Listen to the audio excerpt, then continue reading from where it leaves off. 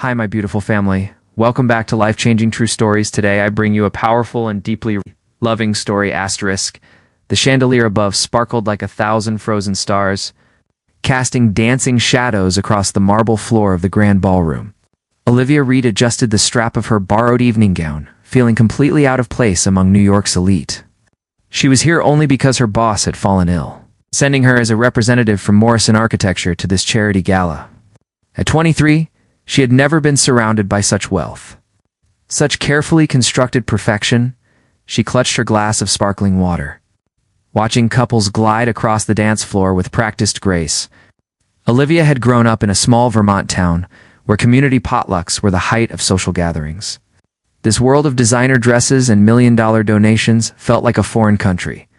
Across the room, Julian Blackwood stood in a circle of admirers, nodding politely at their conversation while his mind was elsewhere. At 36, he had built Blackwood Enterprises from the ground up, transforming rundown properties into luxury developments. The press called him a genius. Those who worked closely with him called him impossible to read. He donated generously to causes, attended all the right events. But there was an emptiness in his chest that no amount of success could fill. His dark eyes scanned the crowd with practiced disinterest until they landed on a young woman near the refreshment table. She wore a simple navy dress that looked borrowed. She held herself with the uncertain posture of someone who desperately wanted to disappear. There was something genuine about her discomfort that caught his attention in a room full of people performing comfort. Olivia reached for a pastry from the display, misjudging the angle. Her elbow knocked against her water glass, sending it tumbling. The crystal shattered against the floor, and suddenly every head in her vicinity turned. Heat flooded her cheeks as a waiter rushed over with a towel. Before she could stammer an apology, a calm voice spoke beside her. "These glasses are ridiculously top-heavy. I've seen at least 3 people knock them over tonight." She looked up to find Julian Blackwood himself crouching to help pick up the larger glass fragments. Recognition sparked in her mind. This was the man funding tonight's entire event. The billionaire whose face appeared in business magazines. "You don't have to do that," Olivia managed, mortified that someone so important was cleaning up her mess. "Neither do you, but here we are," he smiled. And it transformed his usually stern features into something unexpectedly warm. "Julian Blackwood, Olivia Reed. I work for Morrison Architecture." She accepted his extended hand, noting the firmness of his grip, the calluses that suggested he did more than push papers. "Ah, Morrison. Good firm. Are you enjoying the evening, or are you counting the minutes until you can escape?" His directness surprised her into honesty. "Is it that obvious?" she asked with a small laugh. "Only to someone doing the same thing."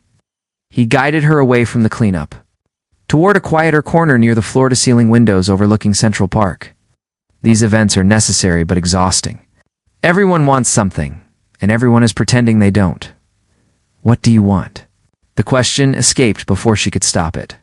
"Sorry, that was too personal." "No, it's refreshing." Ow. Julian studied her with interest. "What I want is to build something that matters. Not just luxury apartments for people who already have 3 homes. Something that actually helps." Olivia's eyes lit up. "Like what?" "A children's hospital. Fully funded, state-of-the-art, designed to feel less like a medical facility and more like a place of hope." He paused, surprised at himself for sharing this. He hadn't told anyone about this project yet. "The current plans are sterile, institutional. I want something different, but every architect I've consulted gives me the same corporate designs, because they're thinking like businesses, not like children." Olivia spoke without thinking, her passion for design overriding her nervousness. "Children need color, imagination, spaces that don't feel scary. Natural light, gardens visible from windows, rooms designed around comfort rather than pure efficiency." Julian turned fully toward her, his expression intent. "Go on," she blinked, realizing she had his complete attention. "Well, I did my thesis on healing architecture. There are studies showing that design directly impacts patient recovery. Things like artwork created by children, play areas integrated into waiting rooms, privacy spaces where families can just be together without feeling watched. It's about dignity and hope, not just treatment." For the first time in months, Julian felt genuine excitement about the project. Can I see your thesis? You want to read my college thesis? Olivia asked incredulously. I want to hire you to design my hospital. The words hung between them, impossible and thrilling. Olivia's heart hammered. This was the opportunity of a lifetime, the kind of project architects dreamed about. But she was junior, unproven, working under someone else's license. I can't accept that, she said quietly. I don't have the credentials yet, but I could work under someone at my firm, contribute to the design team. No, Julian's tone was firm, but not unkind. I've worked with enough experienced architects to know that credentials don't equal vision. I want your fresh perspective, your passion. We'll figure out the legal requirements. I have people for that. Olivia searched his face for signs of a joke or some ulterior motive. She found only sincerity in something else, a loneliness that mirrored her own. Why are you doing this? Because for the first time tonight, someone spoke to me like I was a person, not a wallet. He pulled out his card, pressing it into her palm. Think about it. Call me when you're ready. The gala continued around them, but they stood in their own bubble of possibility. Olivia looked at the embossed card, then back at this man who had just offered to change her entire career trajectory. I'll call you tomorrow, she said. His smile was genuine this time, reaching his eyes. I'll be waiting. 3 weeks later, Olivia found herself working out of a converted loft space that Julian had designated as the project headquarters. Her days were filled with sketches, material samples, and long discussions about what healing truly meant. Julian was demanding but fair, pushing her to think bigger while respecting her vision. They worked late into the evenings, surrounded by blueprints and half-empty coffee cups. Olivia learned that Julian had lost his younger sister to leukemia when he was 17. The inadequate pediatric ward, the cold institutional setting, had haunted him ever since. This hospital was his way of ensuring other families never experienced that same helplessness. She loved butterflies, Julian said one night, staring at Olivia's sketch of a garden courtyard. She used to say they were proof that beautiful things could come from darkness. Olivia added a note to incorporate butterfly motifs into the design. Subtle enough to feel natural, but present enough to honor his sister's memory. What was her name? Emma Victoria. His voice was soft. She was 8 years old, and she believed in magic even when everything hurt. Then we build her a place of magic, Olivia said firmly. Every child who walks through those doors should feel like Emma Victoria is watching over them. Julian looked at her then, really looked at her, and something shifted in his chest. This young woman with her borrowed dresses and enormous heart, slowly dismantling every wall he had built around himself.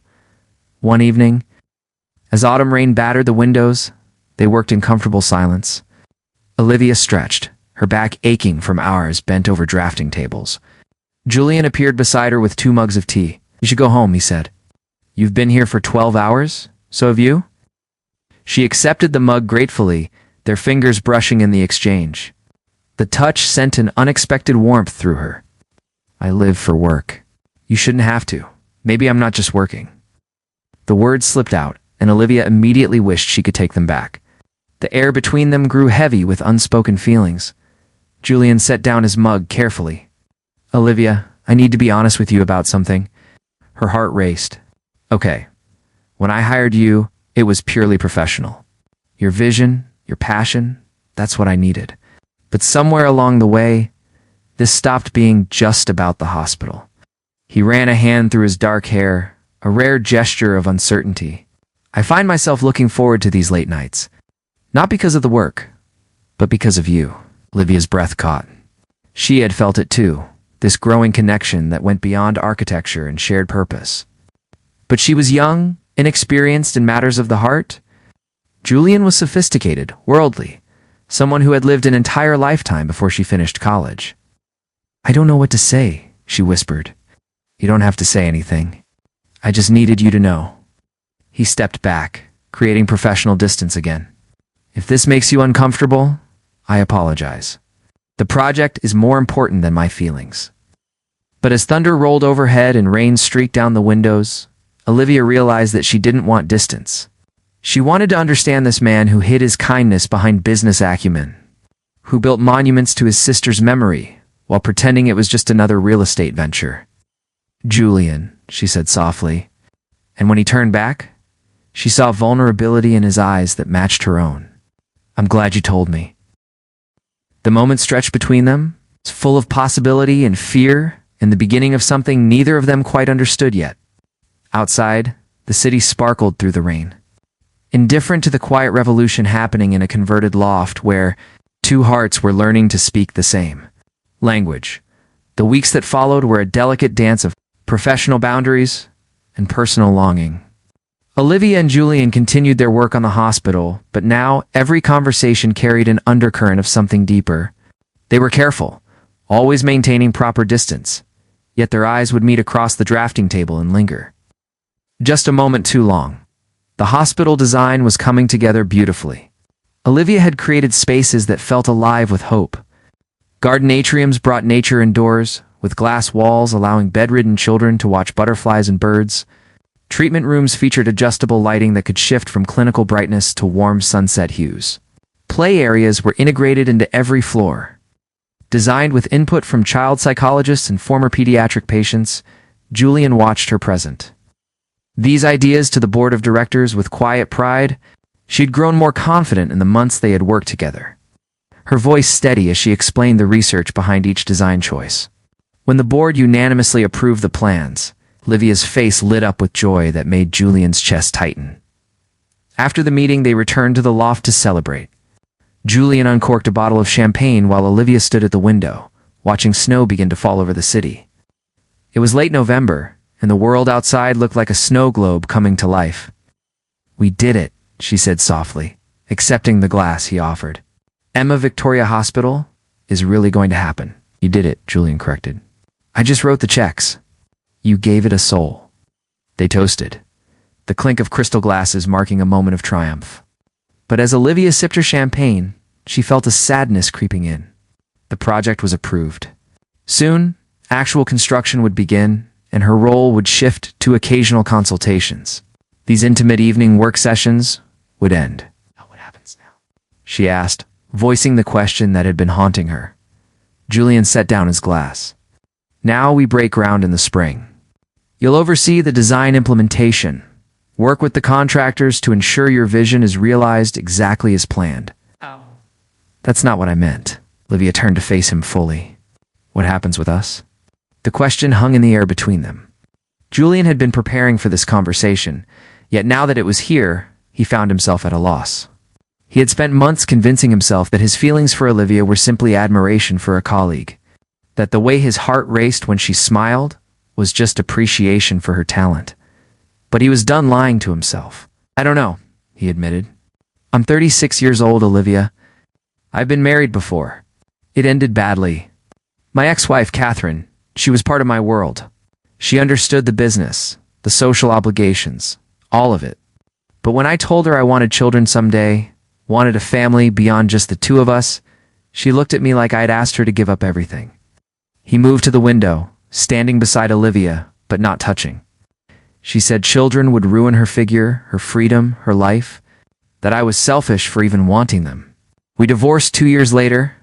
I threw myself into work, told myself that personal happiness was overrated, that building things was enough." Olivia listened, her heart aching for the pain in his voice. But it wasn't enough. No. Julian turned to look at her, and the raw honesty in his eyes made her breath catch. "Then you walked into my life, spilling water and talking about healing architecture. And suddenly everything I had convinced myself I didn't need came rushing back." "Julian, I'm 23. I've never even been in a serious relationship." Olivia's voice trembled. "I grew up in a small town taking care of my grandmother after she had a stroke. While other girls were dating and going to parties, I was learning to change wound dressings and manage medications. I poured everything into my studies because it was the only thing I could control." She set down her champagne, her hand shaking slightly. "I've never told anyone this. But the reason I'm so passionate about family-centered design is because I dream of having a family of my own someday. A real one. Not just me and an aging grandmother who barely remembers my name most days. I want children. I want a home filled with laughter and chaos and love. I want to be a mother." The words came out as a whisper, almost a confession. In a world where young professional women were supposed to focus solely on their careers, admitting that she yearned for motherhood felt like revealing a weakness. But Julian didn't see weakness. He saw courage. "You would be an extraordinary mother," he said quietly. Olivia laughed, a sound caught between joy and sadness. "How would you know? We've only known each other a few months." "I know because I've watched you design an entire hospital around the idea that children deserve spaces that honor their dignity and hope. I've seen you spend hours researching the best materials for immunocompromised patients because you couldn't stand the thought of a single child getting sick from poor design choices. I've witnessed your empathy, your dedication, your ability to see the world through the eyes of those who need protection most." He stepped closer, close enough that she could feel the warmth radiating from him. "I know because when you talk about your dreams, your whole face lights up with a love that already exists, just waiting for someone to receive it." Olivia felt tears prick her eyes. No one had ever spoken to her like this, had ever truly seen the deepest parts of her heart. "I'm scared," she admitted. "Of what?" "Of this. Of you. Of how much I've come to care about you in such a short time." She looked up at him, vulnerability written across her features. "You're successful, sophisticated, experienced. I'm just starting my career. What if I'm not enough? What if you realize I'm too young, too inexperienced, too ordinary for your world?" Julian reached out slowly, giving her time to pull away. When she didn't, he gently cupped her face in his hands. "Olivia Reed, there is nothing ordinary about you. You are extraordinary precisely because you haven't let this world make you cynical or hard. You've held on to your dreams despite every reason to abandon them." Outside, snow continued to fall, blanketing the city in pristine white. Inside the loft, two people stood on the precipice of something that terrified and exhilarated them both. "I don't know how to do this," Olivia whispered. "Neither do I," Julian admitted. "I've forgotten how to let someone in, how to be vulnerable. Catherine's rejection made me believe that wanting a family was a flaw, something to be ashamed of. But you've reminded me that love isn't a weakness. It's the strongest thing we can offer." He leaned down slowly, giving her every opportunity to stop him. When his lips met hers, it was gentle, questioning, full of restrained emotion. Olivia's hands came up to rest against his chest. Feeling his heart hammering beneath her palms, the kiss deepened. And suddenly years of loneliness and longing poured out from both of them. Julian pulled her closer, and Olivia let herself melt into his embrace. Into this moment of pure connection that felt both thrilling and absolutely right, when they finally broke apart. Both breathing heavily, Julian rested his forehead against hers. "Stay with me tonight," he said. "Not for anything physical. Just stay. Let me hold you. Let me prove that this is real." Olivia nodded, unable to form words. They moved to the sofa, and Julian wrapped a throw blanket around them both. She curled against his chest, listening to the steady rhythm of his heartbeat, while his arms encircled her with a protectiveness that made her feel cherished. "Tell me about your grandmother," Julian said softly, his fingers running gently through her hair, so she did. Olivia talked about growing up in Vermont, about her grandmother who had raised her after her parents died in a car accident when she was 6. She spoke about learning to be a caregiver at an age when she should have been carefree, about the scholarships that got her through college, about the loneliness of being different from her peers. Julian listened, truly listened, occasionally asking questions or offering quiet observations. As dawn began to break outside, painting the sky in shades of pink and gold, Olivia realized she had shared parts of herself she had never revealed to anyone. "Thank you," Julian said when she finally fell silent. "For what? For trusting me with your story? For being brave enough to want something more than just career success? For reminding me that it's okay to dream." He pressed a kiss to the top of her head. "I don't know where this goes, Olivia, but I want to find out. I want to build something with you that's even more meaningful than the hospital." Olivia tilted her head up to look at him. "What if we fail?" "Then we fail having tried. But I don't think we will. I think we're both stronger than we realize, and together, we might be unstoppable." As morning light filled the loft, they sat wrapped in each other's arms, two broken pieces, finding a way to fit together. Neither of them noticed when exhaustion finally claimed them. Pulling them into sleep still entwined on the sofa, it was Julian's phone ringing that woke them hours later. He fumbled for it, his arm still around Olivia, who stirred against his chest. "Blackwood," he answered, his voice rough with sleep.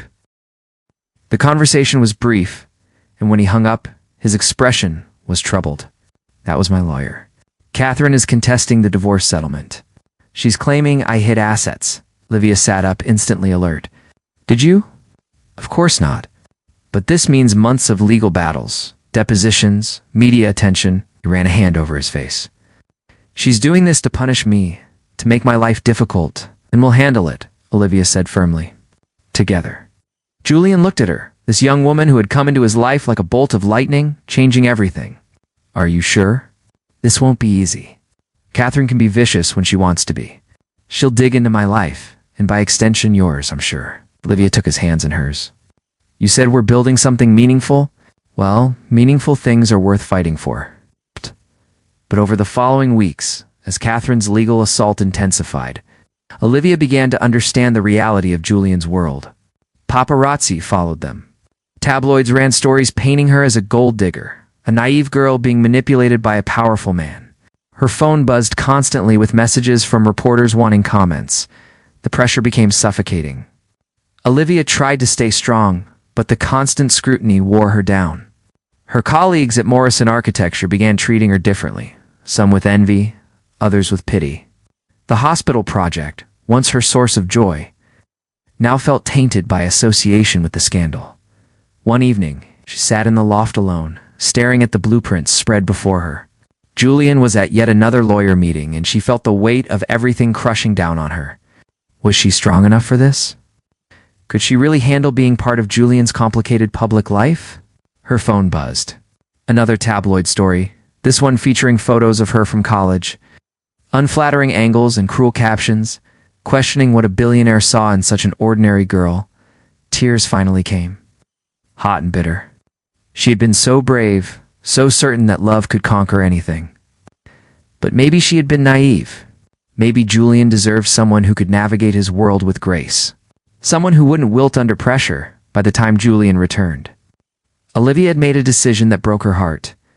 Julian found Olivia packing her things into a box, her eyes red from crying. His stomach dropped. "What are you doing?" he asked, though he feared he already knew. "I'm going back to Vermont," Olivia said, not meeting his eyes. "I've arranged for another architect from Morrison to take over the hospital project. Someone with more experience, someone who won't be a liability." A liability? Julian's voice was sharp with disbelief. "Olivia, look at me." She forced herself to meet his gaze, and the pain she saw there nearly undid her resolve. "I'm not strong enough for this, Julian. The media, the scrutiny, Catherine's attacks.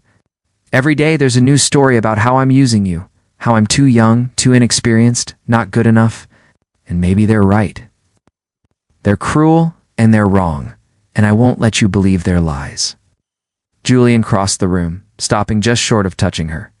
"I know this has been hard. I've been so caught up in legal battles that I haven't protected you the way I should have." "It's not your job to protect me," Olivia said, her voice breaking. "I need to be able to stand on my own, but I can't do that here. Not in your world. I don't belong." "Then we'll change the world," Julian said fiercely. "Olivia, I love you. I'm in love with you. I should have said it weeks ago, but I was afraid. I've been afraid of everything since Catherine, afraid to want, afraid to hope, but you taught me that fear is just another challenge to overcome." Olivia's tears flowed freely now. "I love you too. That's why this is so hard. I love you enough to know that you deserve better than someone who breaks down under pressure. You haven't broken. You're still standing.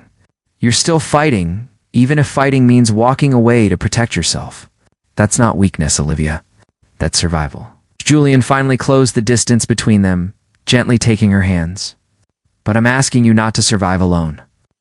Let me fight with you. For you, for us." "How?" Olivia asked desperately.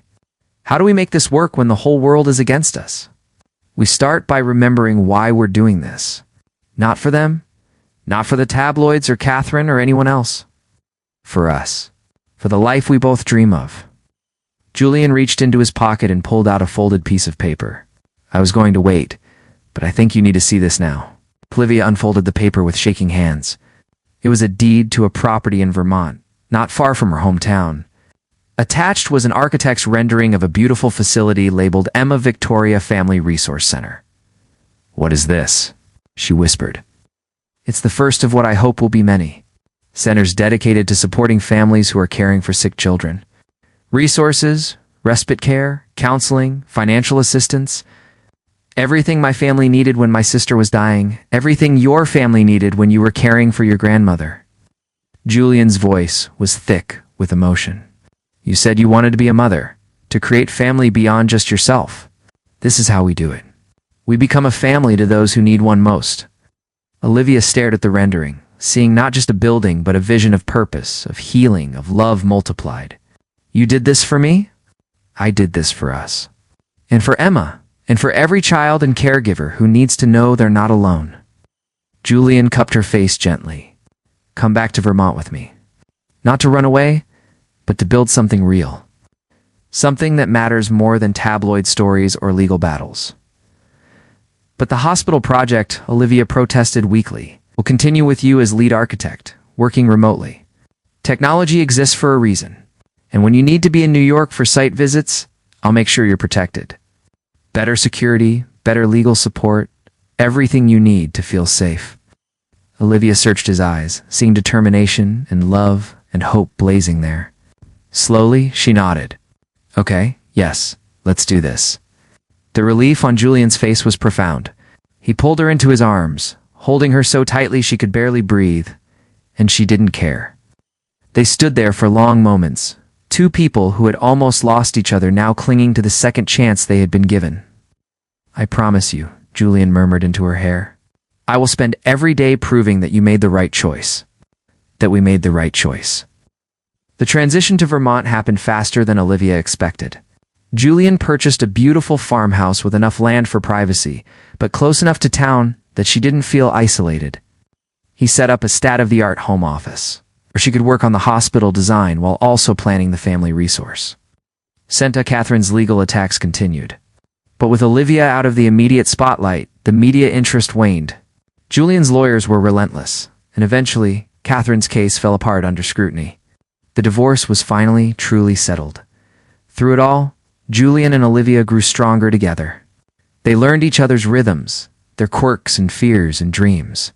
Julian taught Olivia about business strategy and navigating complicated negotiations. Olivia showed Julian how to slow down, to appreciate quiet mornings, and the simple joy of cooking dinner together.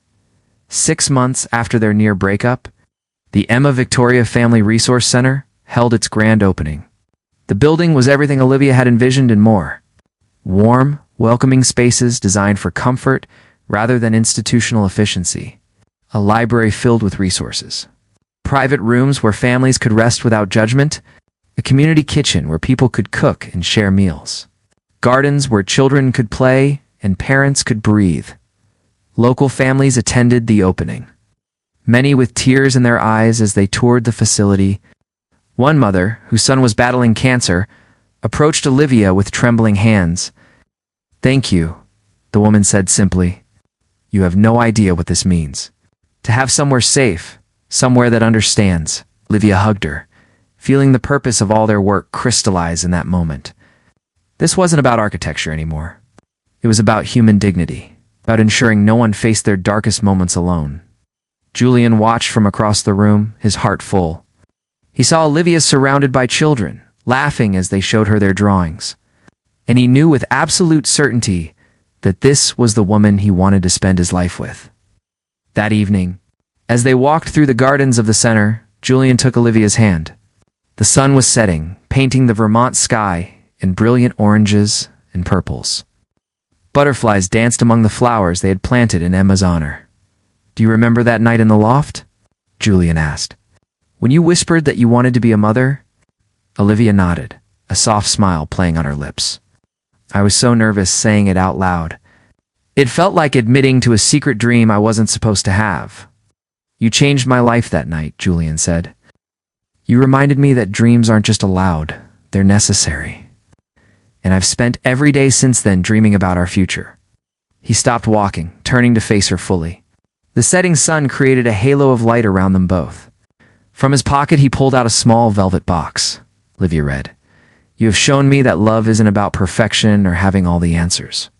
It's about being brave enough to build something together, even when the world tells you it won't work. He opened the box, revealing a simple but stunning ring. Will you marry me? Will you be my partner in all of this? In building hospitals and resource centers and a life that matters. Olivia's hands flew to her mouth, tears streaming down her face.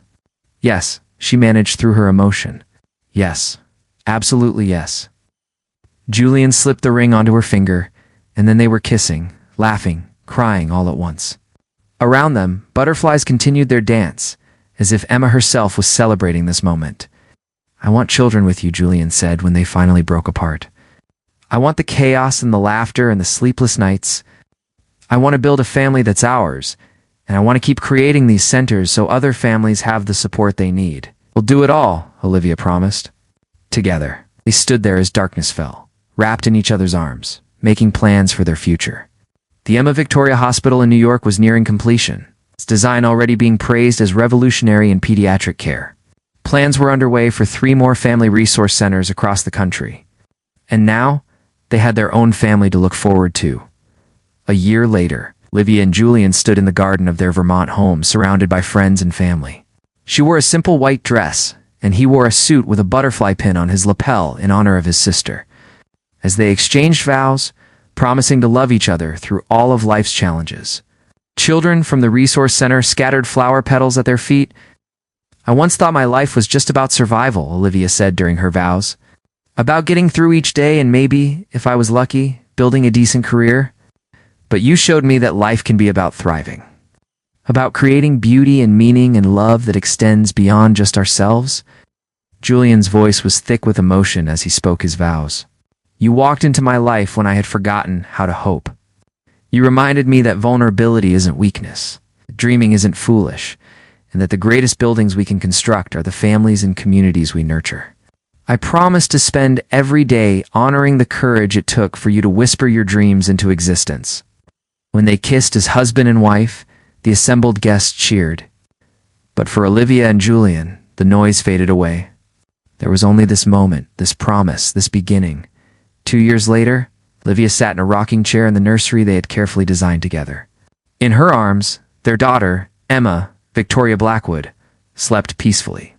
The room was painted in soft yellows and greens, butterfly murals dancing across the walls.